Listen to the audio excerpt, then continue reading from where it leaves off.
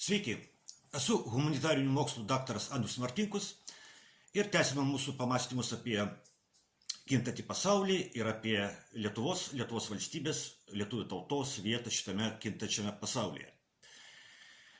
Šiandien žolinė graži vasaros šventė, o Lietuvoje jau daug dienų kalbama apie tai, kas bus naujas ministras pirmininkas. Daugybė radio ir televizijos laidų tam skiriama, daugybė valandų apie tai plepama, o man visiškai nesvarbu, kas bus naujas Lietuvos Respublikos ministras pirmininkas. Žinau, kad tai bus Landsbergys.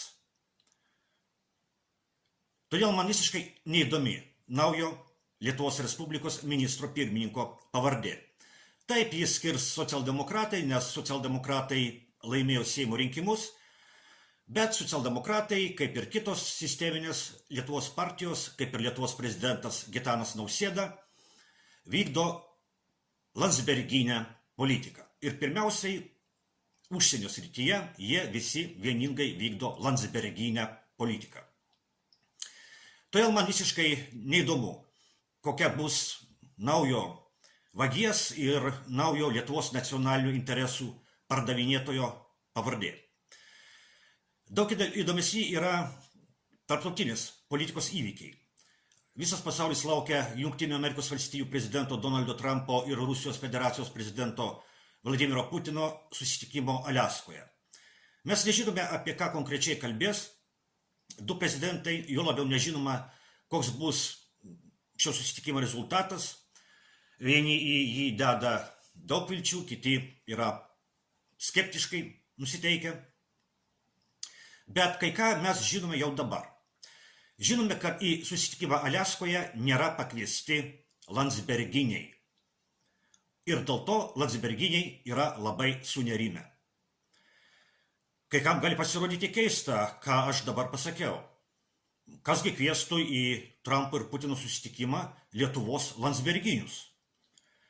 Bet reikia turėti omenyje, kad Lietuvos landsberginiai yra vietinis pasaulinės globalistų bendruomenės filialas, arba lietuviškai sakant, skyrius. Landsberginių yra visur pasaulyje, tik kiekvienoje šalyje jie vadinami kitaip. Pavyzdžiui, Didžiosios Britanijos ministras pirmininkas Starmeris yra landsberginis, kitaip tariant, globalistas. Prancūzijos prezidentas Macronas yra landsberginis, kitaip tariant, globalistas. Vokietijos ministras pirmininkas Mercas yra landsberginis, kitaip tariant, globalistas. Europos Sąjungoje valdžia priklauso landsberginiams, kitaip sakant, globalistams. Europos komisijos pirmininkė Vokietė Ursula von der Leyen yra landsberginė, kitaip tariant, globalistė. Europos Sąjungos užsienio reikalų komisarė Estė Kaja Kallas yra landsberginė, kitaip tariant, globalistė.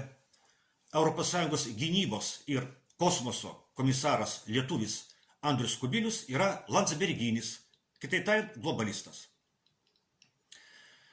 Lietuvos landsberginių propaganda plauna Lietuvos piliečių smegenis meluodama, kad Ukrainos kare Ukraina kariauja ne tik už save, bet ir už Lietuvą, ir už Europą, ir už visą civilizuotą pasaulį. Bet iš tikrųjų Ukrainos kare, Ukrainos režimas kariauja ne už Ukrainą, ne už Lietuvą, ne už Europą ir ne už civilizuotą pasaulį. Ukrainos kare, Ukrainos režimas kariauja už landsberginius. Už Lietuvos landsberginius, už Europos landsberginius, už viso pasaulio landsberginius. Kitaip tariant, Ukrainos kare, Ukrainos režimas kariauja už Lietuvos globalistus, už Europos globalistus, už viso pasaulio globalistus. Ir štai į Jungtinių valstijų ir Rusijos vadovų susitikimą Aliaskoje landsberginiai nėra pakviesti. Europos Sąjungos landsberginiai tai yra globalistai. Ir už juos kariaujantis Zelenskio režimas yra, kaip sakoma, palikti už borto. Landsberginiams tai kelia didžiulę baimę, apmaudą ir nerimą.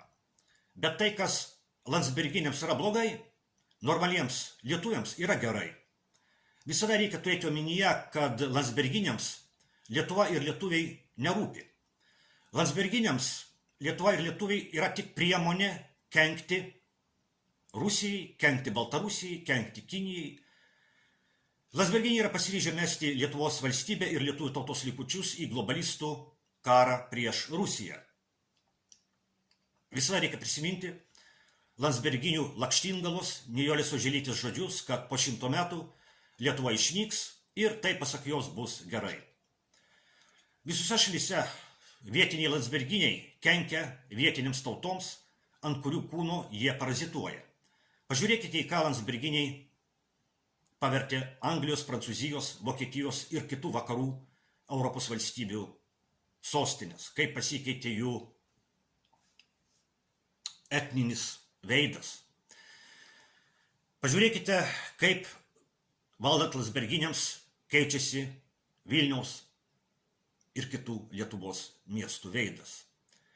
Nežinome, kokie bus Putino ir Trumpo susitikimo rezultatai, bet gerai, kad Landsberginiai yra palikti už borto.